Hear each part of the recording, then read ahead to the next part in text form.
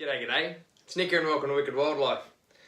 Now in today's video, I actually want to do a bit of a reply to a video from Brian Barcyzk, one of the most well-known reptile YouTubers out there, specifically on the bit of a debate about the ban on a couple of colour morphs over in the United Kingdom. So stick around guys, we're going to have a talk about whether or not we should ban colour morphs. They're pretty dangerous. For more Wicked Wildlife encounters, this is totally our wild family here. Australian. Have a look. We've got two different undertakings. I hope you have a great one and take care.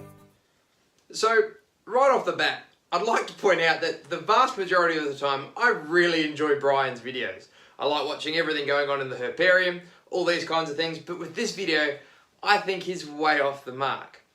To start off with, what he's talking about is that there's going to be a ban, or that there is a ban, on spider ball pythons, which are a colour morph that's been bred in captivity of the ball python, one of the most popular snakes in captivity around the world.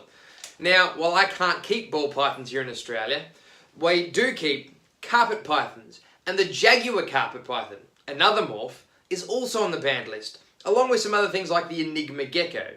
Now, the reason these things are being banned is because these three different colour morphs in these three different species all exhibit what we call neurological impacts. Reptile keepers generally call it a wobble, but it's essentially something wrong with the neurology. Unfortunately, it's one of the trade-offs of this beautiful patterns that these three different species carry in this morph, but it means that they inherit a neurological problem.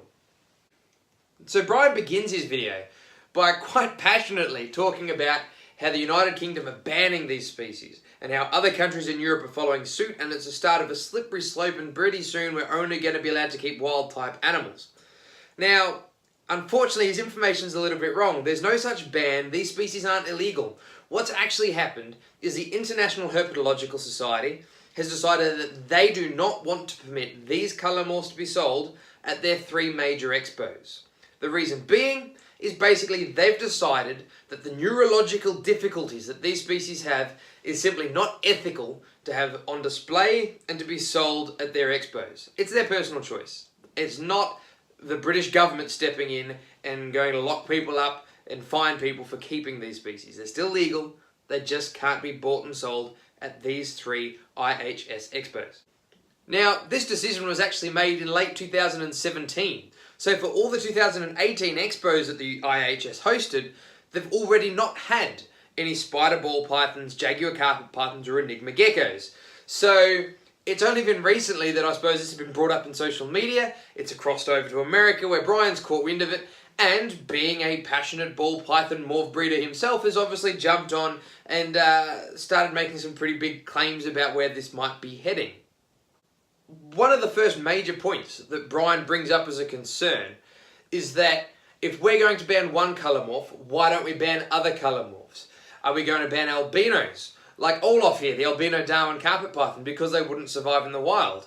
His two-headed snake, Ben and Jerry, which I'll put a link to his video where you can see that in the description, is another example. He wants to know if should he be euthanizing that animal just because it's a freak of nature, it wouldn't survive in the wild. And while he raises some pretty good points, this isn't what the ban is actually about. Nobody's suggesting that these species need to be put down. As I said, one herpetological society has just decided they don't want them sold at their expos. So nobody's saying that they should be put down, but a large part of the herpetological community is thinking maybe by limiting the availability to sell these species, it's a better way of reducing their numbers than starting to cull them when they're born. It means that there's going to be less people buying these animals that do carry a neurological disorder. But nobody's saying that we have to go and cull all these babies when they're born out of the eggs. Just that maybe it makes sense to encourage people to breed less of them. The other point that Brian raises about other colour morphs is that colour morphs in the past have also had their issues. Albino pythons of many species have often faced a particular issue with their failure to thrive. The spotted python here in Australia is a great example. The first few albino spotted pythons, when they were born, only had about a 25% survival rate. The difference with this and something like the spider ball python is really experienced and really dedicated breeders have been able to bring fresh genetics in and correct this issue with thriving in a lot of our other colour morphs. Whereas Brian himself has said, with 25 years breeding these spider ball pythons, and the same thing with our jaguar carpet pythons, you cannot breed the wobble or the neurological disease out of them. You can lessen it, but there is a 100% chance that if you're passing on this spider gene or this jag gene or this enigma gene, that the animal's going to have a neurological impact. So while these changes don't actually make any of these colour morphs illegal, it does raise a couple of questions, and Brian points out two things that I actually agree with. That we shouldn't be making these things illegal, because unfortunately, it's impossible to show what's got it. These colour morphs have been bred into so many other colour morphs that people will carry carpet pythons or ball pythons and not know that they carry these traits. You can't fine them for that or take those animals off them. But what he does say is that we should police ourselves, and that as a hobby we should decide when it's appropriate or not appropriate to continue breeding something. So I decided, why not find out what the herpetological community think about this? What is the general consensus about breeding these colour morphs? When should we not breed them? How should we regulate them? These sorts of things. So I hopped on Facebook on a really well-known group called Reptile Connection and put up a poll basically asking a few different options. 1, should we ban taking colour morphs that carry this neurological impact to expos? Full stop. Can't come. 2, should we allow them to come to expos, but give the event organisers the right to say that certain animals that display really severe neurological impacts are unfit for sale? 3, should we just ban breeding and keeping any species that has neurological impact? Make them illegal. Or 4, should we have no regulations with what we can keep and breed whatsoever? Leave it entirely up to hobbyists. So out of a total of 234 people who entered their opinions on this poll, 85 of them said that they don't think that these colour morphs should be banned, but that expo organisers should have the right to say that certain individual animals that display really serious neurological impacts aren't suitable to be displayed or sold. Take them off display. 82 out of those 234 people said that they should just not be allowed at expos. Not going to ban them, but at expos and pet shops, places where first-time keepers are often buying their reptiles, that they're not suitable to have on. They shouldn't be given to inexperienced keepers, basically. And 57 people said that any colour morph that displays known neurological impacts should just be made illegal.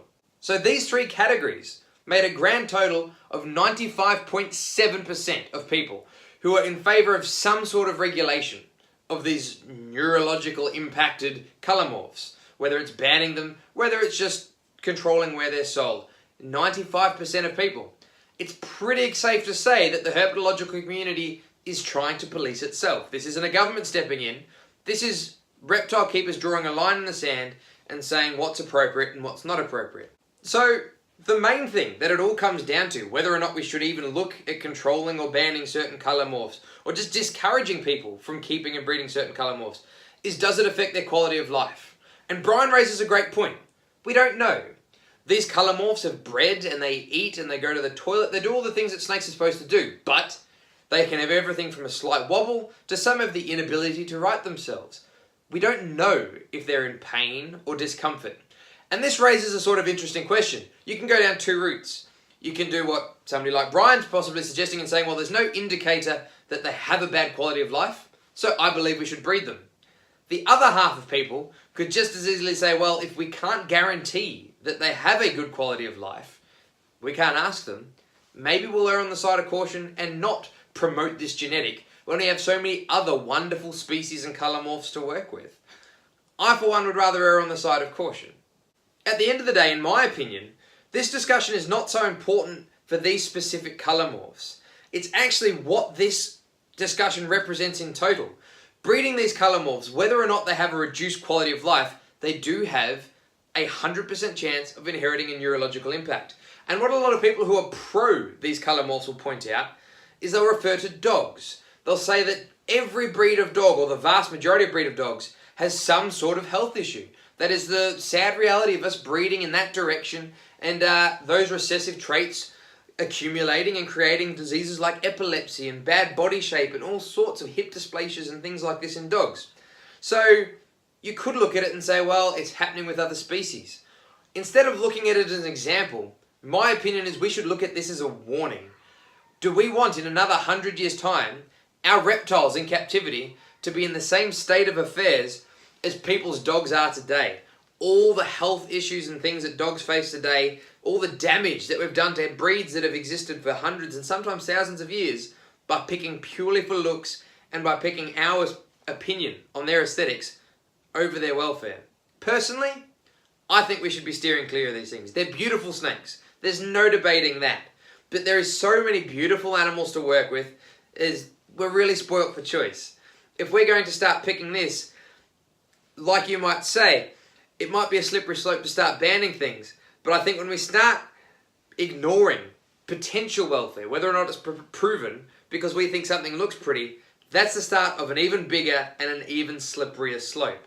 So I personally think that we should be steering clear of these things. They're always going to be out there, but the less people that want them, the less people are going to be deliberately breeding these animals, and every time risking that one hatchling being the one that really badly displays this neuro. Why does that hatchling have to be born? Because you want a really pretty snake.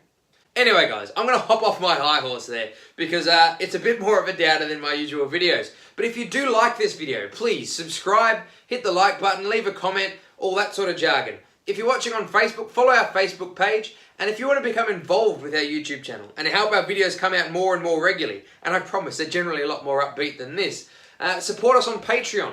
Patreon.com/wickedwildlife, where you can get your name in the credits of our videos and you can help our channel bring videos out every single week. Other than that, guys, thanks for listening, and as always, be nice to snakes, have a good one and take care.